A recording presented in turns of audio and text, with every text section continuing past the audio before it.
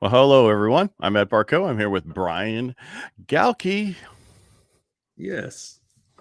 Just in case you guys don't know how to pronounce his name, everybody does it Nobody wrong does. forever. Yeah. Including Steve. Gal and a key. Yep. Galke. It's like All saying get right. Ted's So today, book. yeah, and actually, I'm surprised because StreamYard allows us to put more stuff underneath our names. But when I was Right. setting this one up, it was like not there. I was like, what's wrong with this thing today? But I didn't want to take that much time to figure it out. Yeah. There's other things to do, more work. More work. More work. All right. And that talks about like prospecting because I Right. was gone for 10 days during the book launch and a few other things. And, it's like I didn't talk to a ton of prospects. And then I get back and it's like inundated. Yeah. So weird. Yeah. Phone just ringing. Yeah. And that's important to prospect all the time. But I was preoccupied with some stuff. It's hard to do that. It's like going to events, and I got to go to my room and work. I'm here for the event. I'm not here to work. Yeah. Well, you know me, I used to take 2 laptops and even though I was on vacation, I was still having to answer emails. And so I had one laptop taking notes I had my iPad taking notes. I had my computer to check on emails, which is a horrible thing to do, but it is what it is. Yeah. Because you really take good notes. So if you ever need a note taker, he's your guy. Yes. That is one of my skill sets. Yeah. Well, make sure I'm included on the next one. I will. You know me. All right. So I think we're going to be talking more. One of the things I want to talk about is by industry, which they call niche, would be more of a niche marketing, prospecting kind of thing. Every industry is a little different because what I do in the mortgage industry is close to do what they do in the real estate industry, but it's different than what they do in the insurance industry, or if they do in the, selling certain types of homes or certain types of other things, car dealerships, other stuff is totally different. And I want to get more. And it could be there's another way to look at this also. It could still be in one industry like mine, but I only go after a certain product or certain people. I only do reverse mortgages, which is a huge niche market, or veterans, which is another huge niche market. They always say you should niche down. I always hated the saying niches are in the riches are in the riches niches. are in the niches. Yeah, which I get it, but that's not why yes, I like to make money, but I also like to educate people and make sure that they do what they, I can get them in the homes and do other things. It's about education and also then making money too. Right. Because if you're all about commission breath, you're not going to get anywhere. That was your saying, commission breath. Well, that's Alex Hormozy also talks about niche slapping. Like, don't make me niche slap you, because some people don't stick in their niche and then they keep jumping, right? Like golden, what do you call it? Golden nuggets, whatever, where people just keep wanting to change over and over and over again. So that's the thing, is most people don't put in the right time or effort. Once they figure out what a niche is, they don't spend enough time prospecting it, and then all of a sudden they're trying to jump to another niche right away, and that's what causes a lot of people pain. Really? A lot of pain? Yeah. Because they don't put enough time and energy into one thing they're doing. They jump all over the place. Is that what you're talking about? Yep, that's exactly what it is. Like an ADD squirrel. Really? Yes. Like me. Well, I'm easily distracted. Well, I do want to bring up, because I spoke to somebody else about you and what you're doing, and how I've always said that you need to show people how they can really use it in their industry, or how it makes a difference. And he agreed the same way, that if you could show people how what you do makes a huge difference from what they know now versus what they do differently, that would help you in your industry for what you're trying to do. And I could see that.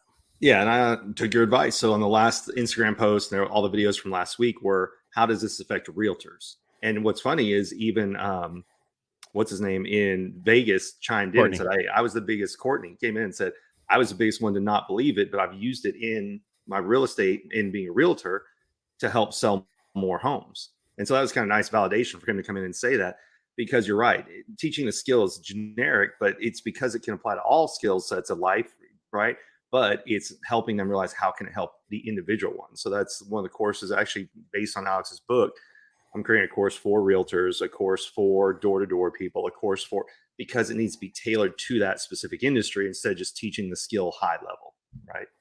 Right. So where would somebody go to get those courses from you?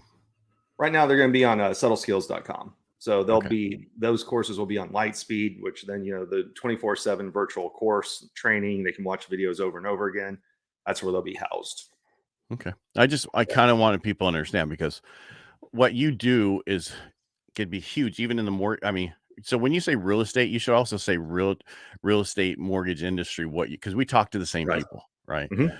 And but the difference is, a real estate agent, when they go out for a listing, they want to be able to write when they're speaking to them. I mean, it's the same contract, same everything. Here's the comps, but how do Yep. they connect with that person? And that's what we're talking about, is connecting with them so that they understand that.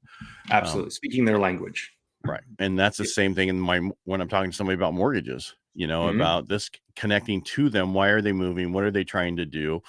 I had clients in on Saturday this last weekend, which normally I don't do, but the way they work, they just couldn't do it. And they came in and they hadn't even been told how much money they were getting from selling their house to buy the next one. Okay. Yeah, they were already been with a couple other places. I'm like, okay, this is what you're going to technically net without knowing all the numbers. And this allows you to do this, this, and this, so it's just about connecting with them and seeing I could tell by just their body language, they needed to know what those numbers were. Yeah. Well, and that's just it. Everybody wants to know something different. Some people are just, hey, what can I get into? Some people want to know, how is it going to help me long term? I imagine in your industry, and this is just me as an outsider, there's so many articles right now that say, oh, rent instead of buy, right? So that's where people get confused, is what are the pros of each? What are the cons of each? And, here in Dallas, they were talking about, just because we have very high property taxes, Mark Cuban, like a few years ago, said he would rather rent than own because of the property taxes in the state of Texas. And I'm sorry, but that is, he's a multimillionaire or whatever he is. So he probably owns property elsewhere. He's telling you to Right. rent because he has property he needs people into. Yep. Right. Good I marketing mean, he tactic. bought a whole town, Yeah. and that was because his friend of his was owned by a friend of his, and he bought it because he needed money for something else. So he bought the town. Ah, I didn't even know that. Yeah, it was on. I'm happy I you saw bought it the on- Mavs. I'll tell you that part. Well, All right. and for me, Yeah. right. I mean, for me, the only way most people can build personal wealth, as my book says back there, is through home ownership. People put some money in 401ks, 403bs, IRAs, and other stuff, but they don't actually really put enough in there, or some people don't have access to those. In the state of Right. California, they force you, if you're over 25 employees, to put money away either in a 401k, 403b. If your company doesn't have it, they shove you into the state of California IRA. Oh, It's horrible. Yeah. And so again, we're talking, I know we're kind of off subject, Yeah. but it's important for you to think about buying instead of renting, because most people rent, and then 10 years later, that payment that they're now renting was so much higher than what that mortgage payment could have been back in the day. Exactly. Well, and that's what I was going to say, especially here in Dallas, rent goes up significantly. And that's the game that people get into. And like I said, we'll go back to the main topic in a second. Here in Dallas, a new apartment building goes up and they offer 2 months for free. And people are like, oh, well, look, it's so cheap. And then when it comes to the next year, it's not only do you pay that full rent, but then they, of course, increase it by 10, 20%. And people are literally moving every year to try and save money, because if not, their rent's going to go skyrocketing. Now, this was, of course, 15 years ago, but I was paying $1,100 for a 1-bedroom. And they're like, hey, good news, we're going to renew you again at $1,650 a month. And I'm like, what? And like, oh yeah, no, that's the going rate. And now those same ones are $2,200-$2,500 for a 1-bedroom. It's crazy. Absolutely crazy. Well, I mean, I was just in Houston, and it's ridiculous. I mean, the purchase price is $650,000 for these 3-story townhouses. Yep. Right. And you think about you guys are 3% tax rate. I know we're way off subject, but it's about, again, we were talking real estate and we kind of got off the subject, but niche prospecting. I mean, it's, you need to know things before you do anything. So know your market, know who you're talking. So you need to know who your perfect client is, so you can figure out what to do. Right. Well, and that kind of leads into your first bullet point, right? Of what is niche marketing, right? Or niche prospecting. So I don't know if it's, drop it down. You mean this one right here? Identify your target market based on demographics. I couldn't get it to play. It's okay. Yeah. I got it for you. I'm here for you. But And it's and true because that's the whole thing. What do they say? If you try and please everyone, you'll please no one. And it's funny because they say that about life, but really when you're marketing a business, that's so freaking crucial because if you're chasing the wrong people, somebody who'll never buy from you, you're wasting two people's time. And then your business won't be around for very long. correct. You need to get to the point of, so when you're working with somebody, you need to find out if they're just a lead or if they're going to be a prospect to be a client. Because a lot of times, like you just said, people don't know how to do that. They want to Right. help everybody. You can't help everybody. It's just, That's you exactly can't change people and you can't help everybody. right. Combination of the two. That's just it. So if you know, going back into who's your target market, and that's important because once you identify who it is, then you can figure out how can you reach out to them. Do you need to attend a trade show? Do you need to join a certain organization? Do you need to be on, a conference, a committee, you name it. But until you identify and know who those people are, you have no idea how to even reach those people to begin with. Right. I mean, because you need to narrow your market segments and subgroups so that you can get to just the people. And you were talking about how you can't please everybody. And that's once Mhm. you start doing social media, you'll figure that out real quickly. Oh, yes. Yeah. There's a lot more people And take the then you time to hate than they do to like. oh, dude, so many. When I was posting about my book and how it became, Amazon bestseller and everything, and the guy's like, I bought 576,000 of your book. How come you're not rich yet? Or some other Yeah. stupid stuff. Yeah. Well, that's tells you people who don't understand how the book industry works, but that's a whole other subject. Right. And another one was like, this is all fake. Yeah, Yeah, this ain't going to help. This is only going to help the 1%. It's like, no, this is for the other 99%. That's why it's there for you. That's how you become one of the 1%. But right. who am I? Well, so then once you get through with actually identifying what's the market, right? What particular market you go into, then you even have to go that much deeper, right? Right. What are the different subgroups that may be involved in there? So again, you can go into, well, there's a very generic, oh, well, you work with real estate, but there's commercial, there's residential, right? There's long-term rental, short-term rental. There's all those different subcategories once you're within it. Just say, oh, well, I sell B2C.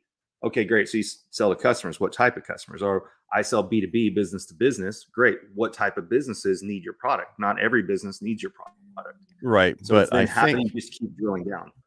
Right. But I also think the segment target market, because that's kind of like, I want to say, identifying your target market, what you were just saying. And this other Yep. segment is more like, what are their purchasing habits, product Mhm. usage, attitude, beliefs, those kind of segmenting of that market even more. That's kind of how Yes. I took it. See, I looked But at it as more that you have to keep drilling down that much more, but we can agree to well, you do, disagree. but you're right. And identify your initial target market, and then you want to niche it down even more. And you have to be Exactly. careful, like when you try to Facebook ad and all those things, you can't do by age, right? Right. But for some of us, we look at age, income, geographics, industry, relevant demographics, those kind of things but we're not trying to get rid of people. We're trying to get closer to the people we want to help, right? Absolutely. Well, it's, So, I like it simple analogies. You go from, hey, I want to open a restaurant to, well, what kind of restaurant? Then you have to keep, okay, what's the price point going to be? Who's my customer that's going to come in the door? You have to start figuring out down to those same type of levels, right? And right. just saying, I want to have a restaurant. Okay. Are you going to have a bar? Are you going to serve Italian food? Is it going to be sushi? And then from there, you just keep moving to be more and more specific until you get to your ideal customer that's going to come in. I'm going to do sushi and pizza. There you go. I'll think of a funny name here in a minute. It'll come to me when it doesn't matter. There you go. Later on. Yeah. All right. So now what are you put it on the screen, analyze the subgroups to determine their needs. What do Right. you mean by that? Well, so once you identify who is the subgroup, who are you specifically going after, then what do they need for that involves your services, right? So again, for me, it's okay if it's a company and I know it's an industry that they have leadership, which the needs do they have? Do they have a Right. sales department? Do they have a customer service? Do they do leadership training? I came from a lunch a little while ago and one of the guys said, hey, what do you speak on? And we were talking about it. He goes, well, we don't really have a sales department because we are public utility. However, we do training for customer service reps and we do it for leadership to understand their coworkers and their employees. So I'm like, okay, so that's going down to determine that need. So for that particular company, they don't need the sales experience of the training. but they do need the other side, right? The Right. peer-to-peer and then customers when they call in. So that's what I mean by drilling down and determining what are their needs, because I have multiple products or I can speak on multiple things, but they don't need all of them, right? Right. So then it kind of takes us into the next bullet point there as well. Well, hold on. Before we get there, Yep. drop back. All right. So I want to make sure, because you talked about their needs, Right. but you also need to talk about their preferences, right? Right. The pain points they might have. And I talked about this before, is making sure that you take the pain points out of your transaction. Well, you need to know what your customers' pain points are, the people you're trying to help. So you can do that. And also what other relevant characteristics about them is important to what you do. And how you Right. can do this is, conduct surveys, call your past clients, find out why they worked with you. What did they do with you? We talked about this last Thursday with Steve Sims about how the most important thing is call your past customers to understand what's going on, to see why they use you. You can do focus groups. You can do, any other type of market research to find out, to narrow down and analyze your groups. Yes. Sorry, I was just trying to get a little bit more in there. Oh yeah, no, I agree. All right, now to your next thing.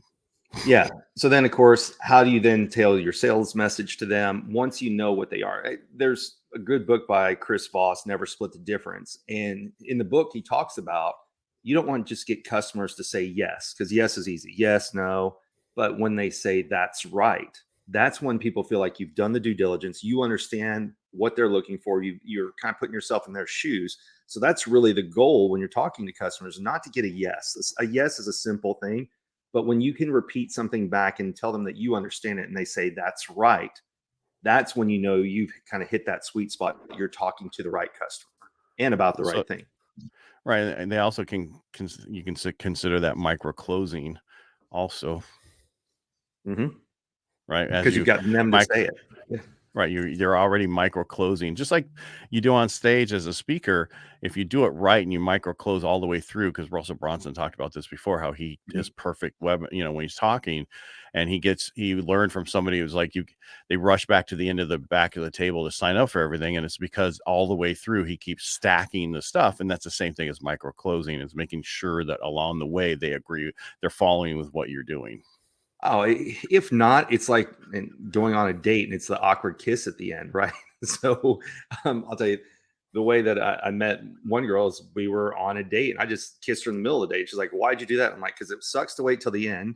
And number two, I wanted to see if we wanted to relocate and go get coffee somewhere else. And I wasn't going to waste any more of my time if if it just wasn't there." So There's hey, a I micro married her close later, for so you. it worked out. Yeah, well, maybe you should have waited a little bit longer. You never know. Yeah, that's right. All right, so basically what you're doing is you're addressing the unique needs and preferences of that group. And Absolutely. then, you also want to look at the product features, using specific language or creating customized offers. I just want to make sure we're adding to this what we're talking about, because Absolutely. these are Well, real small on the screen. I don't want to put everything up there. true. With this, the whole thing is you're going to have, like, let's say you're doing Facebook advertising, Instagram advertising, TikTok, you name it. People are scrolling so fast, you have to speak to them. You can't just say, "Hey, are you interested in?" It's like, if you're a 32-year-old, da, da, da, da, da, and the more specific you get, people will pause and read it because they think you're speaking to them versus just a generic buy my shit type of ad, right? I don't buy my shit kind of ad. Yeah. There's a lot of those out there. And then, so here's what you just jumped into the next one, because you're talking about how do you reach out to your target customers, right? That's Yes. so important. So did you want me to click on it? All right. Sure, go ahead. All right. So use, target marketing and sales efforts to reach out to your clients that you're targeting. We said that, and this could be many different ways, but it needs to be just for them. It can't be generic. It has to be written for them. If you can't write it for them, ChatGPT will help you. Oh, it will amazingly help you. But yeah, this is where, like you said, going in here, back before, people bought radio, right? Because there weren't industry magazines, there weren't industry websites, there weren't industry specific things. So people bought radio, then eventually television, then of course yellow pages, and that was it. Now you can get so freaking specific with who you're targeting, and you can customize it. You can even have, A/B testing where you have the same message, but it's written two different ways, and you see what resonates better with that same target audience, but saying the same thing two different ways. So they always say people buy for pleasure or to avoid pain. So you Right. can create the same ad and talk about, are you super excited to own a house? Or you can do the opposite of that, which is, are you worried that renting is going to leave you forever in debt? You could use those and you can it's the same message, right? Because ultimately it's about purchasing a house or a car or whatever it may be that you're selling. But since we were talking about realtors earlier, it's the same end goal, right? To help someone get into a house, but it's talking to the different people. And Right. so you can do that A/B testing all day long. Right. But how can you analyze their face ahead of time so you can say the right message to them? Oh, sure. So like there's a few things. If their eyes angle Hold on, down, stop. I'm telling you, yeah, as a regular, so I mean, we can send email campaigns, we can do social right. media outreach, we can do targeted advertising, you can do geofencing, you can do so many different things. And just like you said with the A/B testing, like you do it on YouTube when you're Yes. doing different things to see which thumbnail reacts better to the other thumbnail, right? And then you Yes. do all the different things, and same things on social media. My thing didn't hit. What was wrong? What was the wrong time of day? Put it at the right Yep. time of day, and you get so many more people. What I'm getting at is if you could create a software, and I'm sure it's out there already, Yeah. that can tell you about your face, and then you could target each person with that right message. You know what? I think we're not that far from the Minority Report. Remember when they're walking through the mall, it catches their eyes and figures out who you are. With biometrics becoming more and more key, like I think we're going to get to that targeted marketing when you're out there. So there's actually companies now who put cameras into convenience stores. So they look at what shelf are you looking on for food and things, and looking at people's facial reactions to what they're looking for. It's crazy what's out there and what's coming. Some of it good, some of it kind of scary. But I do think the Minority Report days will be here, not in the proactive crime part, but in the advertising to you based on bio identifying you from your facial features. There already is. There was a movie out. I don't know if it was on Netflix or Prime, and it was this company was doing facial recognition, and it was Mhm. reading the face, and they had the software. You're running in this game, right? It was a game actually, and it would read you while you're playing the game, and it would know everything about you, like the fact Mhm. that you were abandoned as a kid, you were adopted, all these different things that people, and it was amazing just what they could do off of the face. I don't know Yeah. how much true that is, but by certain choices you did in the game, if you saved the baby, if you did this, you know what I mean? And Mhm. and that stuff I'm sure is out there already, Right. and we just don't know about it yet. Yeah, I definitely think it's on the rise. Because I have an active Google Watch for facial analysis, face reading, things like that to get Google alerts. And the amount of articles that come out in like more and more airports are turning on bio recognition, facial recognition, you name it. And they're even looking to do it at sporting events and everything else. It's pretty much out there. If anybody's interested, just go set a Google alert for facial analysis, and you'll see how it's progressing on a very, very advanced level. Yeah, it's scary. Yes. Yeah, there's no hiding, No. at one point you're going to do this, but I haven't even thought about it yet or want to, Mhm. yeah, Yeah. yeah. Well, hey, you can do it. One time, uh, I got into somebody's Netflix account and just picked a bunch of random movies because she didn't like clowns. And so what did I do? I just picked a bunch of movies with clowns in it so that we would just keep recommending it to her for a while. Yeah, it was really rude of you. Yes, but it's quite funny. But yeah, she basically had to go reset the settings. Well, hey, look, karma, right? Karma's a bitch. Somebody stole my Karma Netflix is actually password. positive, is not negative. So That's true. Well, in this case, it was somebody stole my own Netflix. Somebody overseas, and of course, they watched a bunch of movies before I caught on to it because I don't watch TV that often. I'm like, I can't log in, and then all my movies were taken off my list, and all their preferences were there, and it kept recommending movies from their home country instead of the English version of it. So, right. see, Well, payback time. yeah, Yeah, so I know a lot of people, like we stay at Airbnbs, and they'll have, or in hotels, not really in the hotels because they wipe them every day, but you can right, put your own Netflix account on, or you can do this account, and people forget to log out of them. And that was right, just recently when we're staying in Houston, there was all these different accounts already still on there. So I was watching, I didn't want I logged in a couple of mine, but it was not for those. I'm like, and it would recommend the same thing, right. stuff that was from other countries because that's where they were from. Exactly. So it's interesting. Yeah. We see AI stuff all the time. I don't know if you have an Alexa in your house. Now she's probably gonna go off. But when I'm walking past it, it'll say, "Oh, have you thought about ordering this?" Or, "Oh, hey, it's about time for you to reorder that." It's interesting how what all's out there.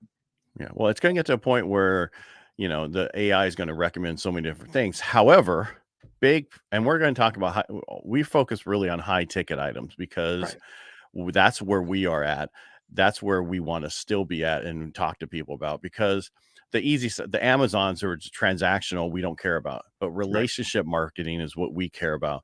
Once you know that you're in sales, but you're really into making relationships so that people refer to you. I was just thinking about the other day, the only marketing I do that costs me money is stuff I do on radio. Right. And that's only like $900 a month. And I was like looking at, wow, I don't really spend that much money on actual old school marketing like I used to. It's all based off of referrals and other things like we do. Well, because you've got how many podcasts, you're on the radio, how many times you're putting in sweat equity for visibility, right? Versus just cold marketing to people you don't know. And that is a big thing. A lot of people hear about a funnel, or they saw an ad, an infomercial, you name it, and they just go and throw thousands of dollars at it. But again, not knowing what's their niche, who are they trying to get? And that's just like, going and putting a piece of paper up on a telephone pole, which, and then you get in trouble for that. But that's what some people think marketing is. And that's why we were talking about in this one, you have to get specific of who do you want? You've talked on previous lessons about how you met your wife. You made a list of what you wanted in a partner. And that's what you had to go do. Fine. It's the same thing here. You can't just say, I want to sell everything to everybody. You have to get specific. Right. And the more you're niche down, the more people will send that to you. And, Absolutely. For myself, I didn't niche down for the longest time. But if you look at really what I like helping, there's 3 categories. But it's first-time home buyers, which is really not a niche market. But it's veterans who are first-time home buyers, or veterans, that's a niche market, and business owners. So business owners and veterans are my 2 niche items that I work with. Even though I help a lot, I do a lot with reverse mortgages. That's just because they come to me because I'm dealing with older people when it comes to business owners or other stuff that is out there. And plus the radio show I do, it's on a conservative radio station. And that's, 51 and older is the demographics, I guess, for that station. And I wouldn't say it's white, because I have so many other people call me from, because if you're looking at demographically, my area, we're 45 to 50% Hispanic. And that's basically breaks up that channel also into that. Right. So I'm just saying, so the people my market that I go after is much older. And then I also do the young people. Right. And you stick with it because it's been successful. Right. So that's the thing. Don't be afraid that if you made your niche market or your avatar let's just say you chase the wrong person. Right. And I know I always go back to the dating analogies, because everybody can identify. Everybody's been on a date, right? Everybody's bought a house and everybody's been in sales, but you can just say, oh, I don't want to be alone. That's not a good way to go into a relationship.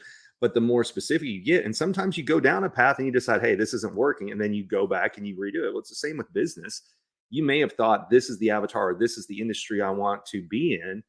And then you may find out that you're not happy there, or this isn't the client base you want to work with, or it's just not working out. I was listening to Ryan Stewman's podcast the other day, and he was talking about, people who don't know, who's Ryan Stewman. Oh, so sorry. He's the hardcore closer on Instagram and Facebook and everything else. He's here based in Dallas. He has a group called Apex, but he's got the Rewire podcast, and they're very short messages, but he took Zig Ziglar training, and he used to have Zig Ziglar's company come out to his. And one of the quotes that stuck in my mind was, you may be climbing the ladder of success, but where's it leaning? Meaning, and I've gone through this, I went and worked my way up within a company that I was unhappy at.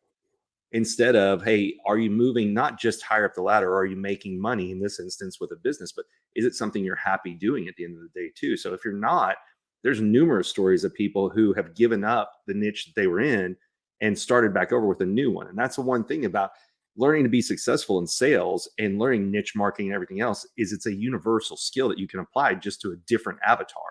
Right. And if niche products are like Patagonia, right? They're such a niche company. Dollar Shave Club, can you get any more niche down? And then Peloton, right? First Peloton was just a bike and a thing, and then it went treadmill, and then supposedly they're coming out now with a rower or something. So I would say at first they were a niche for bicycling, right? For in-home bicycling classes, and then now they're expanding. Right. Right. Well, and while you're talking about fitness, I just had a conversation with someone about this the other day. So I know someone who owns a Camp Gladiator, And What's Camp Gladiator? they're outdoor workouts. So you basically, it's a space, you bring weights, mats, whatever, and they're like HIIT type workouts. It's very much a tribe mentality. And for Group people who setting. don't know what HIIT is, that's high intensity, what is HIIT for people? High intensity interval training. Yes. There you go, Mister. Got to Yeah. be all these acronyms that not Sorry, everybody knows. It, yeah. But she told me that they have an online class that you can watch at home. I said, I've never seen anybody ever talk about it. And so they do have another niche for it, but they're known for the outdoor. It doesn't matter if it's 110 degrees. It doesn't matter if it's 10 degrees. You're outside working out. But it's interesting because, like you said, with the Peloton, people thought of them only as bikes, and then they got into the other markets. And then you saw sometimes that's what competition is you see that somebody else is succeeding in a market, and there's enough volume in most markets that there can be two people doing the same thing. And some people get stuck in that. Well, I can't do that because somebody else already does. Yes, but there's still so many people that need your help. You can just be an additional resource. Maybe you won't make the same amount as they did, but it doesn't mean you can't enter that niche as well. Right. Like we have a machine at home. I'm trying to remember the name of it, but it uses electromagnetic weights, tonal, right? And that's talk about a niche. There's your niche, a tonal machine on your wall that does electromagnetic weights, cables, that uses cables. And that is such a niche. And that thing took off to, really, and they're doing really well. And for me, it's one of the best machines you could get for a home gym because you can do anything and everything cable better than the cable systems at the gym or any other cable systems, because the power is always on, meaning that the weight is always there. There's no, like when you do the cable systems that work at the gym, if you let it go a little bit faster, it goes down faster. This makes you do it both ways. And it's a great program. So talking about niching, there's a niche product.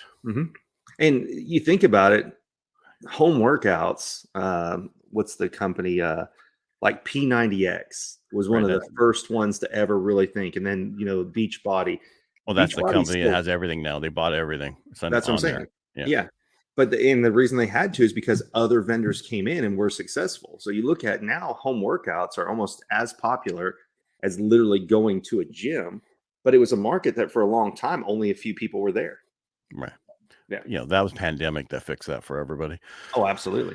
And a lot of people don't want to work out at home anymore. They want to go and have the camaraderie of a gym and work out there. I don't want to fight with people to get a weight. I fight with myself. Damn it, get out of my way. And I miss CrossFit for that. I miss the tribe mentality of I don't have to be the best one in there, but I'm damn sure not going to be the last one. And when I would want to give up, you're like, crap, I can't give up because there's other people in here who will see me give up. And so that helped push me to be in better shape. I actually miss going to CrossFit. Well, then go. Stop crying about it, mister. I need to get back there. Hey, I'm still working out. I'm just not as tough. Yeah, there you go. All right. That's today's lesson on niche marketing for sales professionals, and it's just tips and strategies we kind of wanted to go over, and we're going to have somebody on Thursday who's in a niche market and find out how they market in that niche market. Right. And so it's going to be a surprise until you see the thing on Wednesday. Wasn't that part of the Joker, right? Yeah, the Joker. It's a unique individual. Yes, which we did need to start off after learning from Steve, explaining to them that they were not making fun of them. The Joker. It's the wild card, also known as the Joker. That's how we should call it. The wild card, also known as the Joker. Yes. So I'll change the thumbnail. Thanks everybody for putting up with our ADD rants today, because we went off in a variety of different areas. But hey, that's what makes life fun. That's right. And have fun. And if you like what we do here, make sure you subscribe, especially on our YouTube channel. All right, make it a great day.